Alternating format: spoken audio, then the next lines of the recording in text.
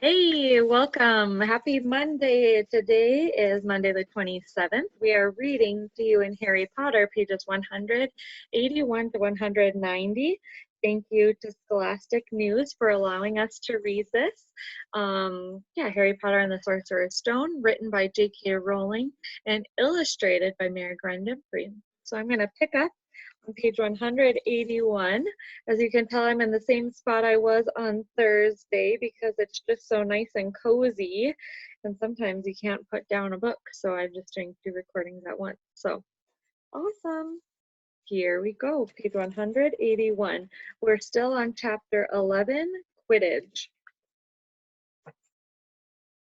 Harry didn't know which was worse, people telling him he'd be brilliant or people telling him that they'd be running around underneath him holding a mattress. It was really lucky that Harry now had Hermione as a friend. He didn't know how he had gotten through all his homework without her. With all the last-minute Quidditch practice Wood was making them do, she had also lent him Quidditch through the ages, which turned out to be a very interesting read. Harry learned that there were 700 ways of committing a Quidditch foul, and that all of them happened during a World Cup match in 1473. That seekers were usually the smallest and fastest players, and that most serious Quidditch accidents seemed to happen to them. That although people rarely died playing Quidditch, referees had been known to vanish and turn up months later in the Sahara Desert. Hermione had become a little bit more relaxed about breaking the rules since Harry and Ron had saved her from the mountain troll, and she was much nicer for it. The day before Harry's first Quidditch match, the 3 of them were out in the freezing courtyard during the break, and she had conjured them up a bright blue fire that could be carried around in a jam jar. They were standing with their backs to it, getting warm when Snape crossed the yard. Harry noticed at once Snape was limping.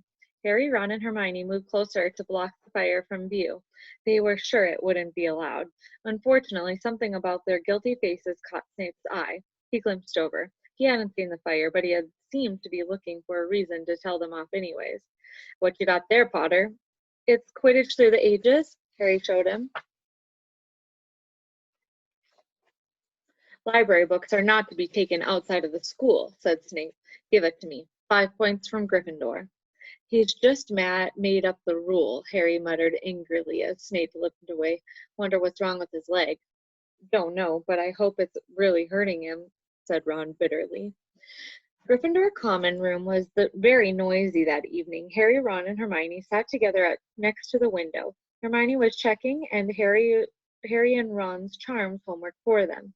She would never let them copy. How would you learn? But by asking her to read through it, they got the right answers anyways. Harry felt restless. He wanted Quidditch through the ages back, and it to take his mind off the nerves about tomorrow. Why should he be afraid of Snape? Getting up, he told Ron and Hermione he was going to ask Snape if he could have it. "Better you than me," they said together, but Harry had an idea that Snape wouldn't refuse if there were other teachers listening. He made his way down to the staff room and knocked. There was no answer. Knocking again, nothing. Perhaps Snape had left the book in there. It was worth a try.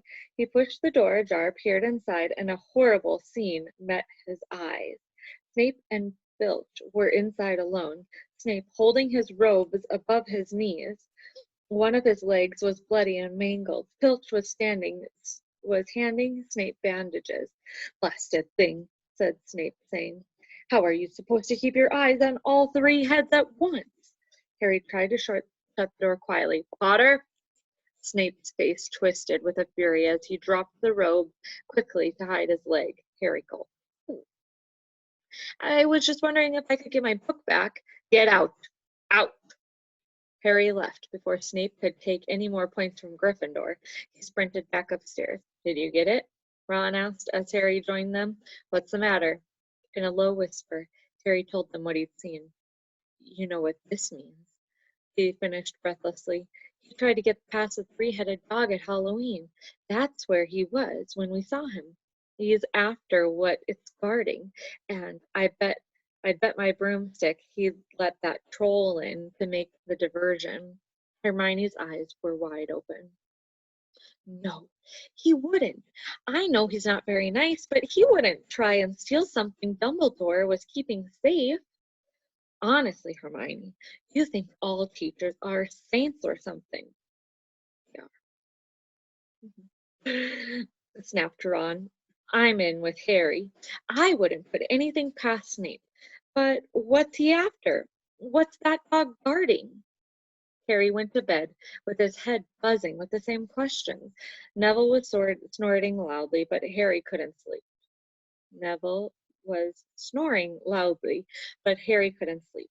He tried to empty his mind. He needed to sleep. He had to. He had his first Quidditch match in a few hours. But the expression on Snape's face when Harry had seen that his leg wasn't easy to forget. The next morning dawned was very bright and cold. The great hall was full of delicious smell of fried sausages and the cheerful chatter of everyone looking forward to a good Quidditch match. "You've got to eat some breakfast." "I don't want anything." "Just a bit of toast?" wailed Hermione. "I'm not very hungry." Harry felt terrible. In an hour's time, he'd be walking onto the field. "Harry, you need your strength," said Simius Finnegan. "Seekers are always the ones who get clobbered by the other team." "Thanks, Seamus," said Harry, watching Seamus pile ketchup on his sausages. By 11 o'clock, the whole school seemed to be on the stands around the Quidditch pitch. Many students had binoculars. The seats might be raised high in the air, but it was still difficult to see what was going on sometimes. Ron and Hermione joined Neville, Seamus, and Dean, the West Ham fan up the top row. As a surprise for Harry, they had painted a large banner on one of the seats Scabbers had ruined. It says "Potter for President," and Dean, who was good at drawing, had done the large Gryffindor lion underneath. Then Hermione performed a tricky little charm so that paint flashed different colors. Meanwhile, in the locker room, Harry and the rest of the team were changing into their scarlet Quidditch robes. Slytherin would be playing in green. Wood cleared his throat for silence. "Okay, men," he said. "And women," said Chaser Angela Johnson. "And women," Wood agreed. "This is it." "The big one," said Fred Weasley. The one we've all been waiting for," said George. "We know Oliver's speed by heart," Fred told Harry. "We were on the team last year." "Shut up, you two," said Wood. "This is the best team Gryffindor's had in years. We're going to win. I know it." He glared at them all as to say, "Or else." "Right, it's time. Good luck, all of you." Harry followed Fred and George out of the locker room and hoping he weren't going to give away, walked onto the field to loud cheers. Madame Hooch was refereeing. She stood in the middle of the field, waiting for the two teams, her broom in hand. "Now, I want a nice fair game, all of you," she said, once they were all gathered around her. Harry noticed that she seemed to be speaking particularly to the Slytherin captain, Marcus Flint, a fifth year. Harry thought Flint looked as if he had some troll blood in him. Out of the corner of his eye, he saw the fluttering banner high above, flashing "Potter for President" over the crowd. His heart skipped. He felt braver. "Mount your brooms, please." Harry clambered onto his Nimbus 2000. Madame Hooch gave a loud blast of her silver whistle. 15 brooms rose up high into the air, and they were off. "And the quaffle is taken immediately by Angelina Johnson of Gryffindor. What an excellent chaser that girl is. Rather attractive, too. Jordan." "Sorry, Professor." The Weasley twins' friend Lee Jordan was doing some of the commentary for the match, closely watched by Professor McGonagall. She's really belting up there. A neat pass to Alicia Spinnet, a good friend of Oliver Wood's last year, only a reserve. Back to Johnson, and so the Slytherins have taken the quaffle. Slytherin captains Marcus Flint gains on the quaffle, and off he goes. Flint flying like an eagle up there. He's going to no, stopped by an excellent move by Gryffindor keeper Wood, and the Gryffindors take the quaffle. That's Chaser Katie Bell of Gryffindor there. Nice dive around the Flint, off up the field, and ouch! That must have hurt. Hit in the back of the head by a blunder. Quaffle taken by the Slytherins. That's Adrian Pusey speeding off towards the goalpost, but he's blocked by a second blunder. Sent his way by Fred or George Weasley. I can't tell which.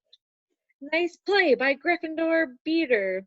Anyway, and Johnson back in possession of the quaffle. A clear field ahead, and off she goes. She's really flying. Dodges a speeding blunder. Past the goalpost ahead. Come on now, Angelina. Keeper Belchley dives and misses. Gryffindor score! Gryffindor cheers filled the cold air with howls and moans from the Slytherins. Budge up there, move along. Hagrid. Ron and Hermione squeezed together to give Hagrid enough space to join them. Been watching from me hut, said Hagrid, patting the large pair of binoculars around his neck. But it isn't the same as being in the crowd. No sign of the snitch yet, eh? Nope, said Ron. Harry hasn't had much to do yet. Kept out of trouble, though. That's something, said Hagrid, raising his binoculars, peering skyward as the speck that was Harry. Way up above them, Harry was gliding over the game, squinting about for some sign of the snitch. This was part of his and Wood's game plan. Keep out of the way until you catch sight of the snitch, Wood had said. We don't want you attacked before you have to be. When Angelina scored, Harry had done a couple loop-the-loops to let off his feelings. Now he's back to staring around for the snitch. Once he caught sight of a flashing gold, but it was just a reflection from one of the Weasleys' wristwatches. And once a blunder decided to come pelting his way, more like a cannonball than anything, but Harry dodged it, and Fred Weasley came pacing after it. All right there, Harry, he had time to yell, as he beat the blunder furiously towards Marcus Flint. Slytherin in possession, Lee Jordan was saying. Chaser Pussy ducked 2 blunders, 2 Weasleys, and the chaser ball, and speeds towards the... Wait a moment. Was that snitch? A murmur ran through the crowd as Adrian Pusey dropped the quaffle, too busy looking over his shoulder at the flash of gold that had passed his left ear. Harry saw it. In a great rush of excitement, he dived downward after the streak of gold. Slytherin seeker Terence Higgs had seen it too. Neck and neck, they hurtled toward the snitch. All of the chasers seemed to have forgotten what they were supposed to be doing as they hung in midair to watch. Harry was faster than Higgs. He could hardly see the little round ball. Wings fluttering, darting up ahead, he put on an extra spurt of speed. Wham! A roar of rage echoed through the Gryffindors below. Marcus Flint had blocked Harry on purpose. Harry's broom spun off, of course, Harry holding on for dear life. Foul! Screamed the Gryffindors. Madam Hooch spoke angrily to Flint and then ordered a free shot at the goalpost for Gryffindor. But in all the confusion, of course, the golden snitch had disappeared from sight again. Down in the stands, Dean Thomas was yelling, "Send them off, ref! Red card!" "What are you talking about, Dean?" said Ron. "Red card!" Dean said furiously. "In soccer, you get thrown the red card and you're out of the game. But this isn't soccer, Dean," Ron reminded him. Hagrid, however, was on Dean's side. "They ought to change the rules. Flint could have knocked Harry out in the air." Lee Jordan was finding it difficult to take the sides. So, after that obvious, disgusting bit of cheating, "Jordan," growled Professor McGonagall, "I mean, after that open, revolting foul. Jordan, I'm warning you. All right, all right. Flint nearly killed Gryffindor Seeker, which could have happened to anyone, I'm sure, so penalty to Gryffindor taken by Spinnet, who puts it away, no trouble, and we continue play. Gryffindor still in possession. It was as Harry dodged another blunder, which went spinning dangerously past his head, that it happened. His broom gave a sudden, frightening lurch for a split second. He thought he was going to fall. He gripped the broom tightly with both his hands and his knees. He never felt anything like that, but it happened again. It was as though the broom was trying to buck him off. The Nimbus 2000s did not suddenly decide to buck their riders off. Harry tried to turn back towards the Gryffindor goalpost. He had half a mind to ask Wood to call a timeout, and then he realized that his broom was completely out of his control. He couldn't turn it. He couldn't direct it at all. It was zigzagging through the air, and every now and then making violent swishing moments as that almost unseated him. Lee was still commentating. Slytherin in possession. Flint on the quaffle. Passes Spinnet. Passes Bell. Hit hard in the face by Blunder. Oh, I hope it didn't break his nose. Only joking, Professor. Slytherin score. Oh no. The Slytherins were cheering. No one seemed to have noticed that Harry's broom was behaving strangely. It was carrying him slowly higher away from the game, jerking and twitching as it went. Don't know what Harry thinks he's doing, Hagrid mumbled. He stared through the binoculars. If I didn't know any better, I'd say he'd lost control of his broom. But he can't have. Suddenly, people were pointing up at Harry all around the stands. His broom was starting to roll over, with him only just managing to hold on. Then the whole crowd gasped. Harry's broom had given a wild jerk. Harry swung off it. He was now dangling from it, holding on with only one hand. Did something happen to it when Flint blocked him? Seamus whispered. Can't have, Hagrid said, his voice shaking. Can't nothing interfere with a broomstick except for powerful dark magic. No kid could do that to a Nimbus 2000. At these words, Hermione seized Hagrid's binoculars. Instead of looking up at Harry, she started looking frantically at the crowd. What are you doing? Ron moaned, gray-faced. I knew it, Hermione gasped. Snape, look. Ron grabbed the binoculars. Snape was in the middle of the stands opposite him. He had his eyes fixed on Harry and was muttering nonstop under his breath. He's doing something. Jinxing the broom, said Hermione. What should we do? Leave it to me. Before Ron could say another word, Hermione disappeared. Ron turned the binoculars back on Harry. His broom was vibrating so hard it was almost impossible for him to hang on much longer. The whole crowd on its feet, watching, terrified, as the Weasleys flew up and tried to pull Harry safely onto one of their brooms. But it was no good. Every time they got near him, the broom would just jump higher still. They dropped lower and circled beneath him, obviously hoping to catch him if he fell. Marcus Flint seized the quaffle and scored 5 times without anyone noticing. Come on, Hermione, Ron muttered desperately. Cliffhanger! A big one this time. Sorry, guys. You'll have to tune in tomorrow to see what happens. Does Harry stay on his broom or does he fall off? Does Hermione make it back in time and try to get Snape? We shall find out.